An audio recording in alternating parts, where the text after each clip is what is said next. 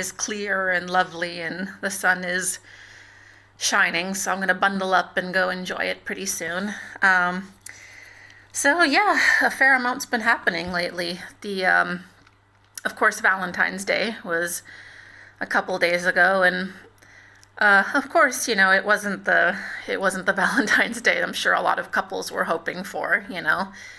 It is a kind of an interesting thought. How do you celebrate Valentine's Day when, you know, you're not supposed to be, you're supposed to be keeping your distance from everyone and, avoiding touching your own mouth and your own eyes, let alone somebody else's. So, but, people found new ways to celebrate it.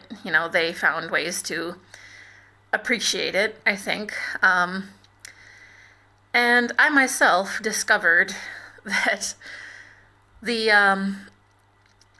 the older gentleman who shared his soup with me, was actually one of the security guards of the building. And it got me thinking, of course he was going above and beyond the call of duty, that's for sure. But, I think he feels, an obligation to the building and to the community and to everyone in it, and he feels a sense of responsibility to help everyone through this tough time. And it got me thinking about, you look out on the streets where, everybody is in their homes, and who is still out there? It's the taxi driver that, that drove me home from the airport. If those taxi drivers hadn't have been there, I don't even know how I would have gotten home. It's the food delivery guys who bring me my meals literally every single day. It's those security guards who are up there at the gate, keeping track of who comes in and who comes out, helping people, get their deliveries,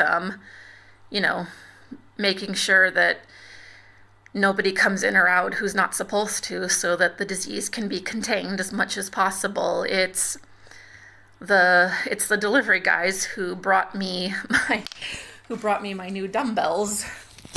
If you can see, I keep them under my dresser drawer there. Yeah, it's the delivery guys who delivered, personal items to me so that I can, continue to exercise on a daily basis. It's these very simple jobs, these jobs that, we take for granted, that don't get so much attention, that have sort of become the unsung heroes of this situation, through no fault of their own, without ever being asked to. They have really been thrust onto the front lines of this battle to keep society moving. They have become the pulse of the community. They're the ones keeping things moving forward when so much is standing still, in an effort to contain the virus. They're, giving people some sense of things are still moving, life is still happening. Some things that were there before the lockdown happened are still here now. So it's just a thought that I had. So I appreciate them, and I feel like they're the thing that I really celebrated on Valentine's Day. But there were other reasons to celebrate too. I was very excited to hear that some of the bus routes have started operating again. That's again, a very simple thing, seeing a bus drive down the road is,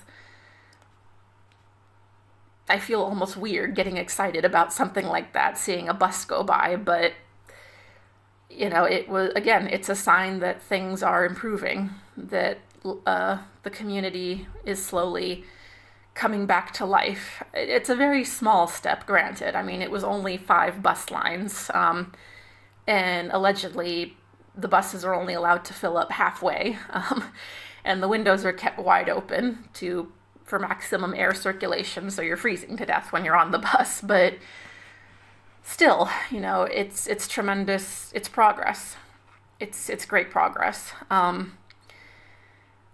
There's still, it's still not certain if schools are going to start back up on March 2nd, as is currently planned.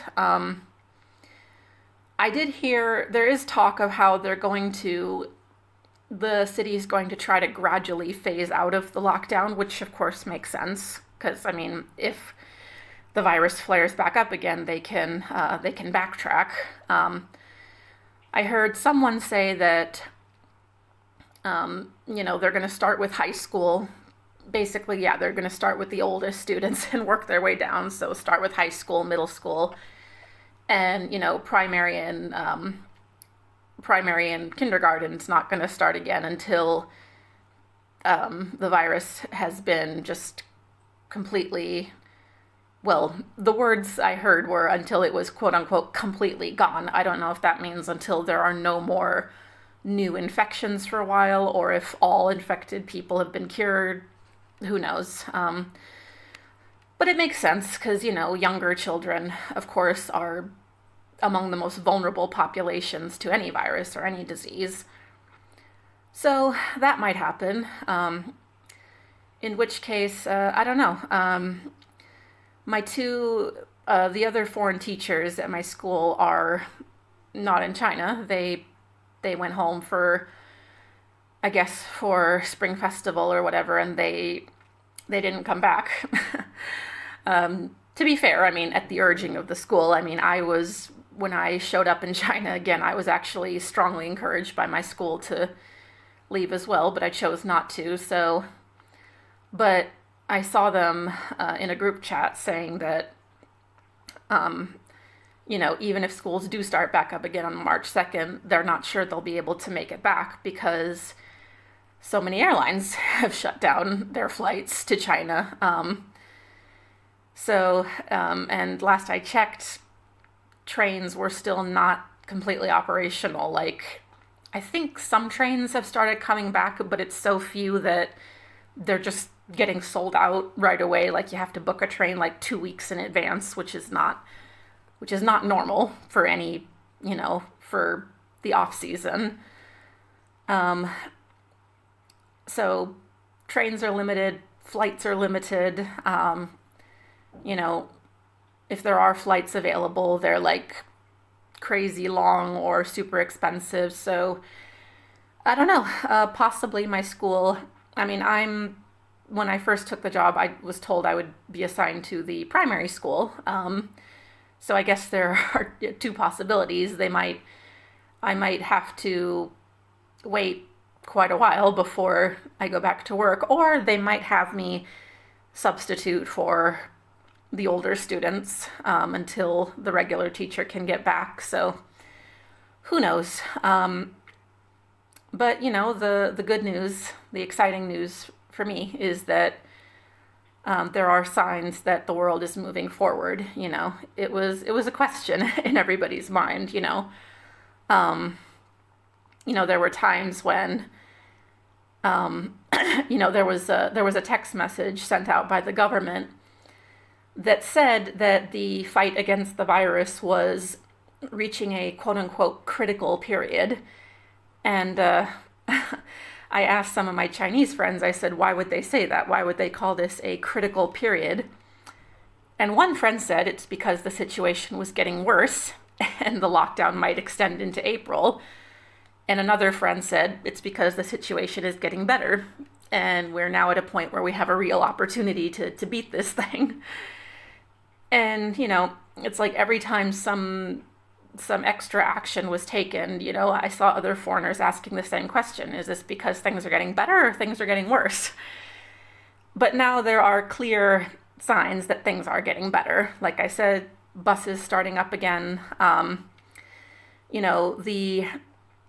we routinely get reports about how many new cases of the virus have been reported, and it's gone way down. I think, if I remember, the last report said that only 3 new cases had been reported.